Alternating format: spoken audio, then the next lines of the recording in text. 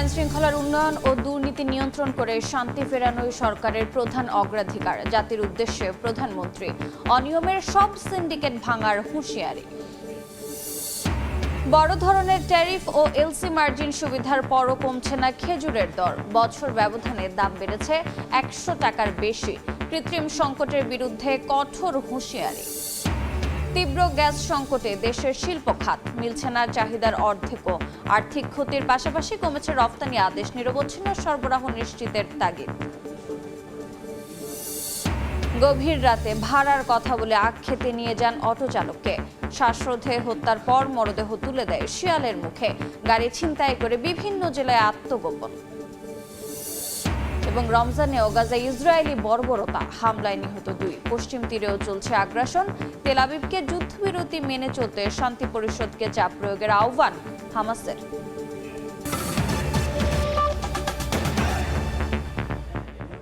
সময় সংবাদের সঙ্গে আছি আমি রোজা চৌধুরী। আইন শৃঙ্খলা পরিস্থিতির উন্নয়ন এবং কঠোরভাবে দুর্নীতি নিয়ন্ত্রণের মাধ্যমে জনগণের মনে শান্তি ও নিরাপত্তা ফিরিয়ে আনাই সরকারের প্রধান অগ্রাধিকার। বিএনপি সরকার সব ক্ষেত্রেই অনাচার অনিয়মের সিন্ডিকেট ভেঙে দিতে বদ্ধপরিকর। জাতির উদ্দেশ্যে দেয়া ভাষণে এ কথা বলেন প্রধানমন্ত্রী তারেক রহমান। রমজানের শুভেচ্ছা জানিয়ে প্রধানমন্ত্রী বলেন, সংযমের এ মাসে দ্রব্যমূল্য যাতে মানুষের নাগালের বাইরে না যায় সেজন্য ব্যবসায়ীদের সতর্ক থাকতে হবে। ফ্যাসিবাদের সময়কালে দুর্নীতি দুঃশাসনে পর্যুদস্ত একটি ভঙ্গুর অর্থনীতি, দুর্বল শাসন কাঠামো আর অবনতিশীল আইন শৃঙ্খলা পরিস্থিতির মধ্য দিয়ে নতুন সরকার যাত্রা শুরু করেছে। আইন শৃঙ্খলা পরিস্থিতির উন্নয়ন এবং কঠোরভাবে দুর্নীতি নিয়ন্ত্রণের মাধ্যমে জনগণের মনে শান্তি নিরাপত্তা ফিরিয়ে আনাই হচ্ছে আমাদের সরকারের প্রধান অগ্রাধিকার। দেশের প্রতিটি সাংবিধানিক এবং সরকারি বেসরকারি প্রতিষ্ঠান চলবে বিধিবদ্ধ নীতি নিয়মে। দলীয় কিংবা রাজনৈতিক প্রভাব, প্রতিপত্তি অথবা জোর জবরদস্তি নয়। আইনের শাসনই হবে রাষ্ট্র পরিচালনার শেষ কথা। আগামীকাল থেকে সারা দেশে শুরু হতে যাচ্ছে পবিত্র মাহে রমাদান। আমি দেশবাসীকে পবিত্র মাহে রমাদানের শুভেচ্ছা জানাই। রমাদান আত্মশুদ্ধির মাস। আমরা যদি আত্মশুদ্ধি শব্দটির মর্মার্থ উপলব্ধি করি তাহলে এই মাসে মানুষের ভোগান্তি বাড়ার কথা নয়। যদিও আমাদের অনেকের মধ্যেই এই মাসটিকে ঘিরে ব্যবসায় অধিক মুনাফা লাভের প্রবণতা লক্ষণীয়। বিএনপি সরকার সকল ক্ষেত্রেই অনাচার অনিয়মের সকল সিন্ডিকেট ভেঙে দিতে বদ্ধপরিকর ইনশাআল্লাহ। পবিত্র রমাদান মাসে রোজাদারগণ বিশেষ করে ইফতার, তারাবি, সেহরি এই সময়গুলোতে নিরবিচ্ছিন্নভাবে গ্যাস, পানি ও বিদ্যুৎ সরবরাহ পেতে চান। অফিস আদালতে বিনা প্রয়োজনে কিংবা প্রয়োজনের অতিরিক্ত গ্যাস, বিদ্যুৎ, পানি খরচের ব্যাপারে সচেতনতা অবলম্বন করাও ইবাদতেরই অংশ বলেই আমি মনে করি। দেশের কোটি কোটি শিক্ষার্থী এবং তরুণ যুবশক্তির উদ্দেশ্যে বলতে চাই, মেধায়, জ্ঞানে, বিজ্ঞানে নিজেদেরকে যোগ্য করে গড়ে তোলার জন্য যত রকমের সহযোগিতা দেওয়া যায় সব রকমের সহযোগিতা দিতে বর্তমান সরকার প্রস্তুত। কর্মসংস্থান এবং কর্ম পরিবেশ নিশ্চিত করার সুনির্দিষ্ট অঙ্গীকার নিয়ে বর্তমান সরকার যাত্রা শুরু করেছে। আমরা আমাদের পরিকল্পনা এবং প্রতিশ্রুতি বাস্তবায়নের কাজ শুরু করে দিয়েছি ইনশাআল্লাহ। অঙ্গীকার পূরণের এই যাত্রা পথে আমরা ভবিষ্যতের দিনগুলোতেও আপনাদের অব্যাহত সমর্থন প্রত্যাশা করি। নবগঠিত সরকার গঠনের সুযোগ দিতে যারা বিএনপিকে ভোট দিয়েছেন কিংবা দেননি অথবা কাউকেই ভোট দেননি, এই সরকারের প্রতি আপনাদের সবার সমান অধিকার। দ্রব্যমূল্য নিয়ন্ত্রণ, রোজায় বিদ্যুৎ সরবরাহ স্বাভাবিক এবং আইন শৃঙ্খলা পরিস্থিতির উন্নয়নে কাজ করতে মন্ত্রী প্রতিমন্ত্রীদের নির্দেশ দিয়েছেন প্রধানমন্ত্রী তারেক রহমান। বুধবার বিকেলে নতুন মন্ত্রিসভার প্রথম বৈঠকে এ নির্দেশ দেন তিনি। বৈঠক শেষে বেরিয়ে মন্ত্রী প্রতিমন্ত্রীরা জানান 180 দিনের কর্মপরিকল্পনা ঘোষণা করতে যাচ্ছে সরকার। প্রধানমন্ত্রীর দায়িত্ব পেয়ে প্রথম দিন সচিবালয়ে অফিস করলেন তারেক রহমান। দুপুর 12টার পর তিনি সচিবালয়ে প্রবেশ করেন। শুরুতেই নবগঠিত মন্ত্রিপরিষদের মন্ত্রী প্রতিমন্ত্রীদের সঙ্গে কুশল বিনিময় করেন। বিকেল 4টার কিছু আগে প্রধানমন্ত্রীর সভাপতিত্বে শুরু হয় নতুন মন্ত্রিসভার প্রথম বৈঠক। এতে অংশ নেন সব মন্ত্রণালয়ের মন্ত্রী প্রতিমন্ত্রীরা। বৈঠকে মন্ত্রণালয় ভিত্তিক দিক নির্দেশনা দেন তারেক রহমান। জোর দেন রোজায় দ্রব্যমূল্য নিয়ন্ত্রণ, বিদ্যুৎ সরবরাহ স্বাভাবিক রাখার বিষয়ে। আগামী ঈদে স্বস্তিতে বাড়ি ফেরার ব্যবস্থা করারও পরামর্শ দেন প্রধানমন্ত্রী। রমজান উপলক্ষে দ্রব্যমূল্যের মূল্যকে নিয়ন্ত্রণে রাখা, আইন শৃঙ্খলা পরিস্থিতিকে মানুষের সহযোগিতা রাখা এবং বিদ্যুতের সরবরাহটাকে স্বাভাবিক রাখা। জনগণের যে ম্যান্ডেট আমরা পেয়েছি, বাংলাদেশের জনগণের জন্য আমরা কিভাবে প্রত্যেকটা মন্ত্রণালয় কাজ করবে শুদ্ধভাবে, সেটাই মূল ওনার বক্তব্য ছিল। আমরা স্ব মন্ত্রণালয়ের যারা দায়িত্বে আছি তারা যেন যে কোনো ধরনের প্রভাব এবং স্বজনপ্রীতি ঊর্ধ্বে থেকে কাজ করি এবং বিশেষ করে দুর্নীতির প্রশ্নে যেন আমাদের একটা শক্ত অবস্থান থাকে। মন্ত্রীরা জানান শিগগিরই 180 দিনের কর্মসূচি ঘোষণা করতে অগ্রাধিকার ভিত্তিতে কাজ প্রস্তুত করার নির্দেশ দিয়েছেন প্রধানমন্ত্রী। 180 ডেজের একটা প্রায়োরিটি নির্ধারণ করেছে। কি কার কি অ্যাফিলিয়েশন আছে সেটা আমরা দেখব না, আমরা মেরিট ভিত্তিতে সবাইকে যাচাই করব। আমরা যে প্রতিশ্রুতি জনগণকে দিয়েছি সেই প্রতিশ্রুতি যেন বাস্তবায়ন করতে পারি আমাদের প্রধানমন্ত্রী তারেক রহমানের। আলাদা বৈঠক করেন সচিবদের সঙ্গেও। অতীতের খারাপ সব অভিজ্ঞতা ভুলে নতুন উদ্যমে কাজ করার নির্দেশ দেন। যোগ্যতার ভিত্তিতে মূল্যায়ন করার কথাও বলেন প্রধানমন্ত্রী। সকল সচিবরা যেন পেশাদারিত্বের সাথে এবং মেধাকে কাজে লাগে জনস্বার্থে দেশের জন্য ভালো কাজ করে। আমরা আপনাদের সহযোগিতা চাই। প্রথম দিন 7 ঘন্টার বেশি সময় অতিবাহিত করে সচিবালয় ত্যাগ করেন প্রধানমন্ত্রী তারেক রহমান। দিনভর কর্মব্যস্ততার মধ্য দিয়ে প্রথম দিন শেষ করলেন প্রধানমন্ত্রী তারেক রহমান। সচিবালয়ে তিনি কুশল বিনিময় করলেন, পাশাপাশি বিভিন্ন মন্ত্রণালয়কে দিক নির্দেশনা দিলেন 180 দিনের কর্মপরিকল্পনা করতেও। সারাদিন পর সন্ধ্যা নাগাদ তিনি সচিবালয় ত্যাগ করলেন। সানবীর রূপল, সময় সংবাদ, ঢাকা। সিয়াম সাধনায় মগ্ন হয়ে মহান আল্লাহর সন্তুষ্টি লাভের মাস রমজান। পবিত্র এই মাসের শুরুটা নানা আয়োজনে উদযাপন করেন অনেকেই। পরিবার পরিজন ও বন্ধু বান্ধবদের নিয়ে বাইরে খেয়ে স্মরণীয় করে রাখেন প্রথম সেহরি। ওয়ালিউল সাকিবের রিপোর্ট। আকাশের এক ফালি চাঁদ জানান দিয়েছে রমজান এসেছে। সংযমে প্রার্থনায় সময় এসেছে মহান আল্লাহর আরো নিকটে যাওয়ার। সিয়াম সাধনার এই মাসে ত্যাগ তিতিক্ষার পাশাপাশি উদযাপনে রয়েছে উৎসবের আমেজ। সবাই সবার মতো মহান আল্লাহ তাআলার কাছে প্রার্থনা করব যেন আমরা ভালো থাকি এবং আমাদের রমজানটা যেন কবুল হয়। রমজান মাসের শুরুটা এমন স্মরণীয় করে রাখতে অনেকেই প্রথম সেহরি করেন ঘরের বাইরে। প্রথম রমজান আজকে বাইরে সেহরি করলাম মানে পরিবার নিয়ে। দীর্ঘ 1 বছর অপেক্ষার পরে আমরা যে এই দিনটা পাই, তো এটা আমাদের জন্য অনেক বেশি স্পেশাল। আব্বু আম্মু আর ছোট বোনকে নিয়ে সেহরি করতে আসছি, অনেক ভালো লাগতেছে। ফার্স্ট টাইম আমরা আসলাম যে সেহরি খাওয়ার জন্য, ভালোই লাগতেছে। তবে পরিবারের সঙ্গে সেহরি করার সুযোগ না থাকায় বন্ধু বান্ধবদের সঙ্গেই রমজান শুরু করেন কেউ। আমরা ব্যাচেলর সবাই একসাথে থাকি, তো আজকে ভাবছি যে আমরা প্রথম রমজানের সেহরিটা সবাই একসাথে বসে এখানে করব। আমরা তো ব্যাচেলর মানুষ, জব করি, ফ্যামিলি নাই, ফ্যামিলি গ্রামে, আর তাই আসছি আজকে সেহরির সময় আমরা সেহরি করার জন্য। প্রতি বছরই আমরা অপেক্ষায় থাকি এই দিনটার, তো আজকে প্রথম রোজা, প্রথম দিন খাওয়া দাওয়া করলাম। ইনশাআল্লাহ রমজানের নিয়ত আছে 30টা রোজায় রাখবো ইনশাআল্লাহ। ভালো রেস্টুরেন্ট কিংবা ভালো মানের খাবার জোটে না কারো, ফুটপাতের সস্তা হোটেলই তাদের ভরসা।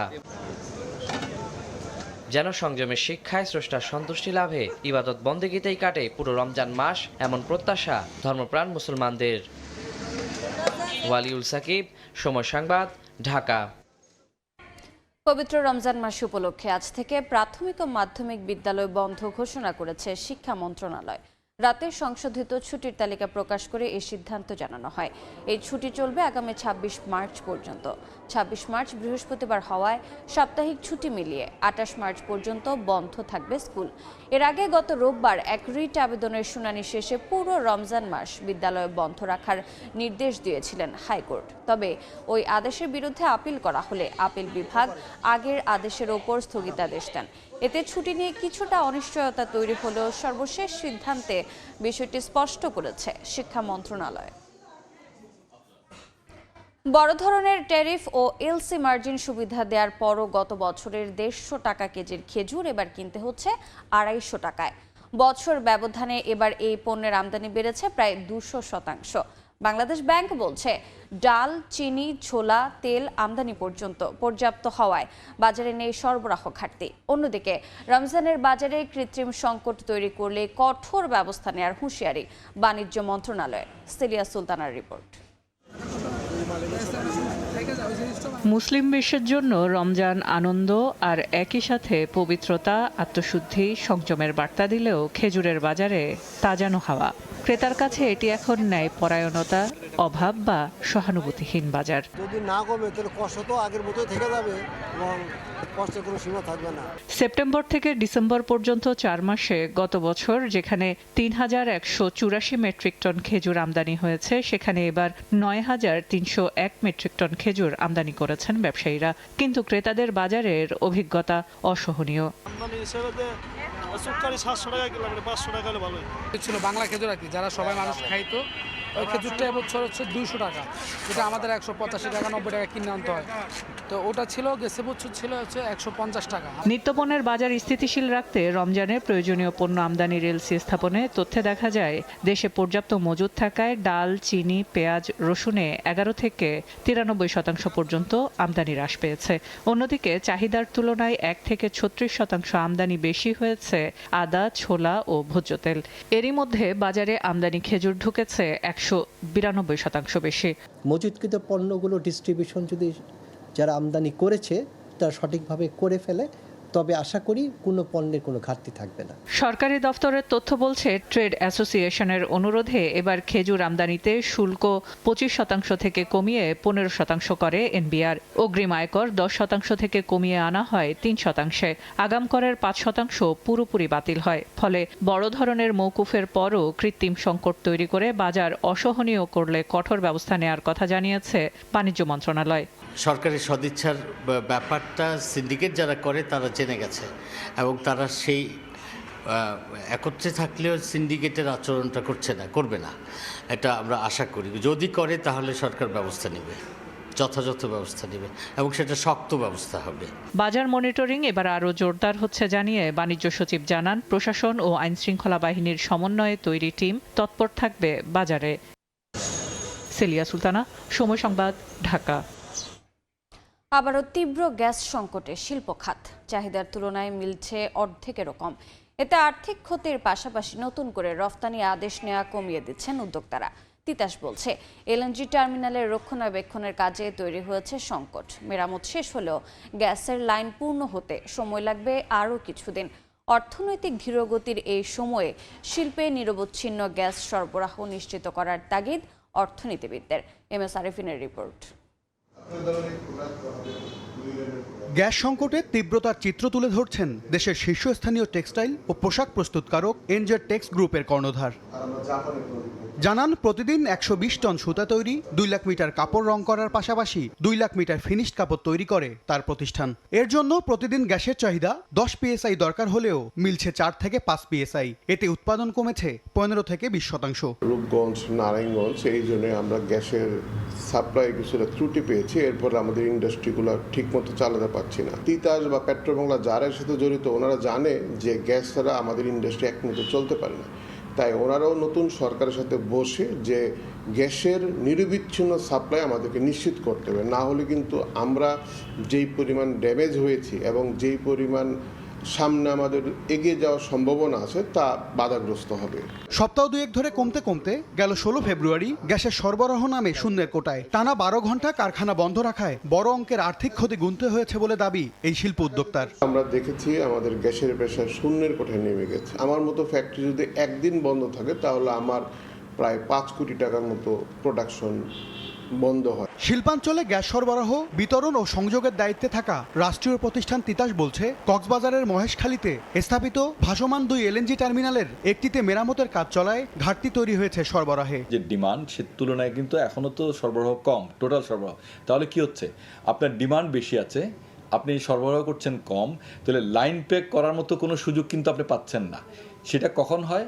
বন্ধের দিনে যখন শিল্প কারখানা কিছু বন্ধ থাকে, ডিমান্ডটা কমে আসে, তখন আস্তে আস্তে লাইন প্যাকটা হয়, প্রেশারটা হাই হয়, কাস্টমাররা ভালো গ্যাসটা পায়। ধাপে ধাপে গ্যাসের চাপ বাড়ানো হলেও চট্টগ্রাম থেকে ঢাকা পর্যন্ত গ্যাসের লাইন পূর্ণ হতে সময় লাগবে আরও কয়েকদিন। ওয়ার্কিং ডেতে অলরেডি আমার ডিমান্ড ক্রিয়েট আছে, ডিমান্ড অলরেডি নিচ্ছে কাস্টমাররা, যাতে দেখা যাচ্ছে যে লাইন প্যাকটা হতে সমস্যা হচ্ছে বা লাইন প্যাকটা হতে সময় নিচ্ছে।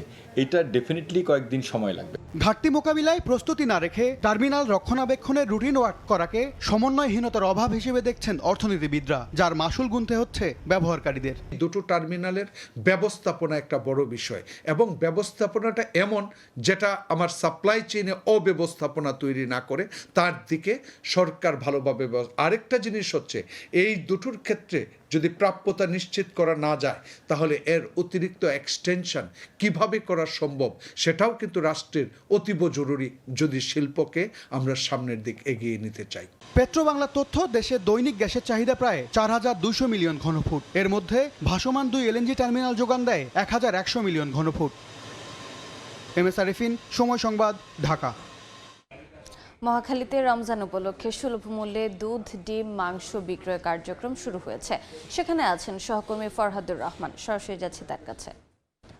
রাজধানীর সহ সারা দেশের 10 লাখ স্বল্প আয়ের মানুষের প্রোটিনের চাহিদা পূরণ করার জন্য মৎস্য প্রাণী সম্পদ অধিদপ্তর মন্ত্রণালয় তার একটি উদ্যোগ নিয়েছে, এবং সেটিতে আমরা দেখতে পাচ্ছি সাধারণ মানুষের ব্যাপক সাড়া।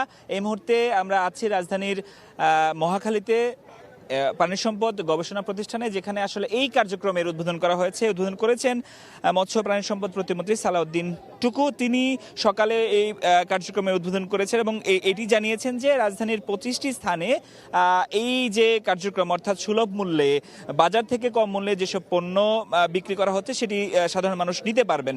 আমরা একটু জানিয়ে রাখি যে এই যে বিক্রি কার্যক্রম, সেখানে 1 লিটার দুধ 80 টাকা, 1 ডজন ব্রয়লার ডিম 96 টাকা, এবং 1 কেজি ড্রেসড ব্রয়লার মুরগির কেজি 245 টাকা, এবং গরুর মাংস 650 টাকা কেজি তারা বিক্রি করছে। এবং সেটি খুব পরিশীলিতভাবে এবং খুব গোছানোভাবে কিন্তু বিক্রি হতে দেখছি আমরা।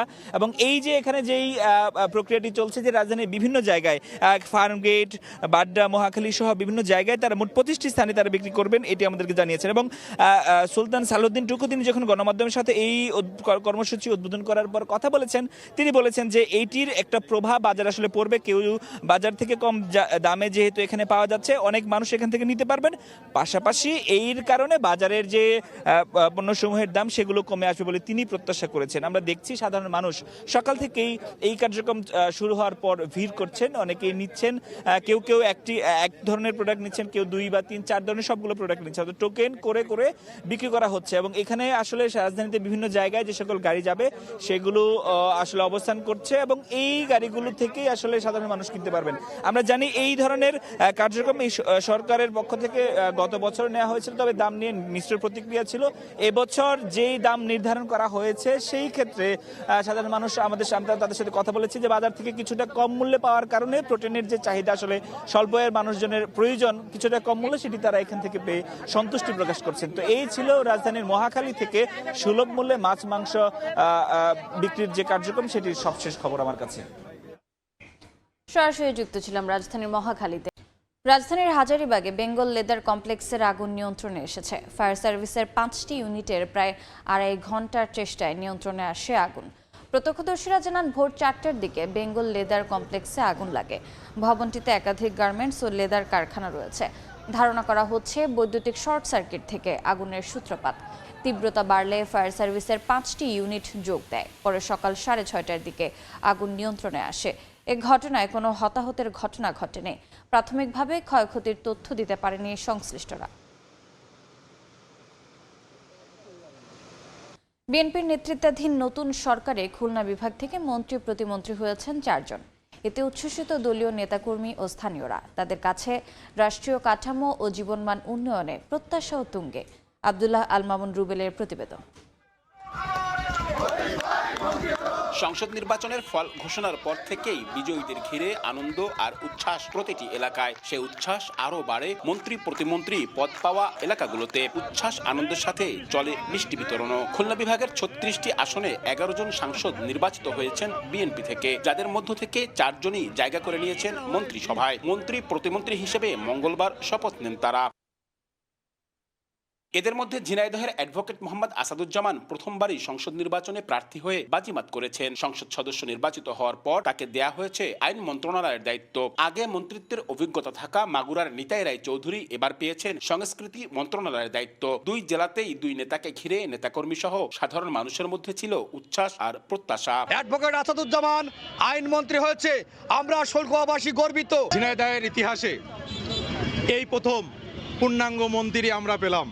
এদিকে খুলনা বিভাগের সাংগঠনিক সম্পাদক যশোরের অনিন্দু ইসলাম অমিত পেয়েছেন বিদ্যুৎ, জ্বালানি ও খনিজ সম্পদ মন্ত্রণালয়ের প্রতিমন্ত্রীর দায়িত্ব। দীর্ঘদিন ধরে সুন্দরবন রক্ষা সহ পরিবেশ আন্দোলনে যুক্ত বাগেরহাটের শেখ ফরিদুল ইসলাম দায়িত্ব পালন করবেন পরিবেশ ও বন মন্ত্রণালয়ের প্রতিমন্ত্রী হিসেবে। দুজনই প্রথমবারের মতো সংসদ সদস্য হয়ে মন্ত্রিসভায় জায়গা করে নিয়েছেন। যশোরের মানুষের প্রতি তারেক রহমানের যে অকৃত্রিম ভালোবাসা, সেই ভালোবাসার বহিঃপ্রকাশ ঘটিয়েছেন আমাদের অনিন্দু ইসলাম অমিতকে এই মন্ত্রী পরিষদে গ্রহণ করার মধ্য দিয়ে। বিদ্যুৎ, জ্বালানি ও খনিজ সম্পদ মন্ত্রণালয়ের প্রতিমন্ত্রী হিসেবে নিযুক্ত হয়েছেন, এটা আমাদের জন্য বিরাট বড় পাওয়া।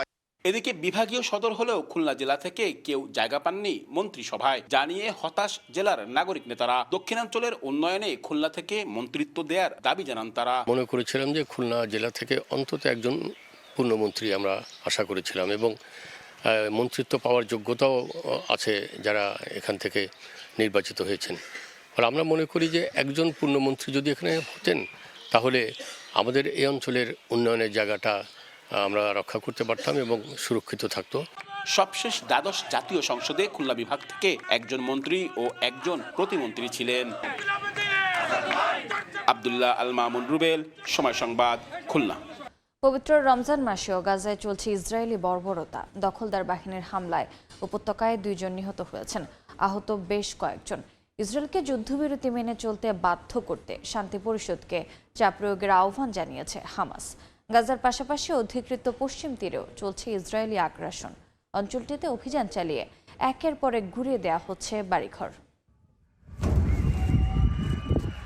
অধিকৃত পশ্চিম তীরে নতুন করে তাণ্ডব চালিয়েছে ইসরায়েলি বাহিনী। জেনিনের কাছে সিলাত আল হারিথিয়া গ্রামে অভিযান চালায় আইডিএফ। সেখানে হামাসের এক সদস্যের বাড়ি শক্তিশালী বিস্ফোরক দিয়ে গুড়িয়ে দেওয়া হয়। বিভিন্ন আবাসিক ভবনে চালানো হয় তল্লাশি।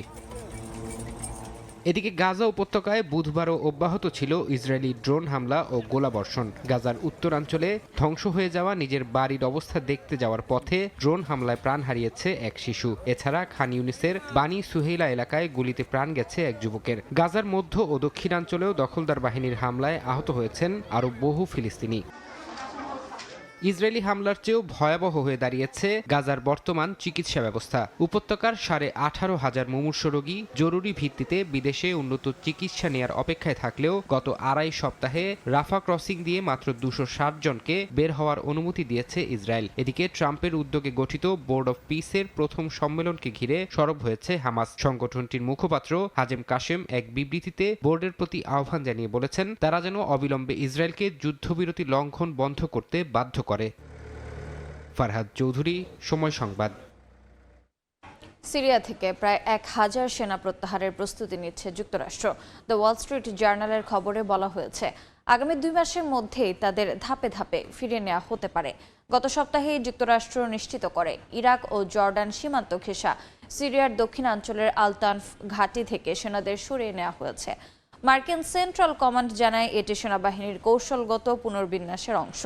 ইরানকে ঘিরে আঞ্চলিক সামরিক উপস্থিতি জোরদারের সঙ্গে এই সিদ্ধান্তের সরাসরি সম্পর্ক নেই বলেও দাবি তাদের। ঢাকার সাবেক মার্কিন রাষ্ট্রদূত এবং দক্ষিণ এশিয়া বিষয়ক খ্যাতিমান কূটনীতিক উইলিয়াম বি মাইলাম মারা গেছেন। স্থানীয় সময় মঙ্গলবার যুক্তরাষ্ট্রের ক্যালিফোর্নিয়ার সেক্রামেন্টো শহরে 89 বছর বয়সে তিনি শেষ নিঃশ্বাস ত্যাগ করেন। 90-এর দশকের শুরুতে বাংলাদেশের রাষ্ট্রদূতের দায়িত্ব পালন করা এই কূটনীতিক চলতি বছরেও অন্তর্বর্তী সরকারের সময়ে ঢাকা সফর করেছিলেন। উইলিয়াম মাইলামের মৃত্যুর খবরটি বুধবার সামাজিক যোগাযোগ মাধ্যম এক্সে এক পোস্টের মাধ্যমে নিশ্চিত করেন তার সাবেক সহকর্মী ও মার্কিন কূটনীতিক জন এফ ডেনিলোভিচ। এছাড়া মেক্সিকোতে বাংলাদেশের রাষ্ট্রদূত মুশফিকুল ফজল আনসারি মাইলামের প্রয়াণে শোক জানিয়ে ফেসবুক পোস্ট দিয়েছেন। দক্ষিণ এশিয়ার ভূ রাজনীতি ও বাংলাদেশের সমসাময়িক বিষয় নিয়ে মাইলামের ছিল গভীর জ্ঞান ও অভিজ্ঞতা।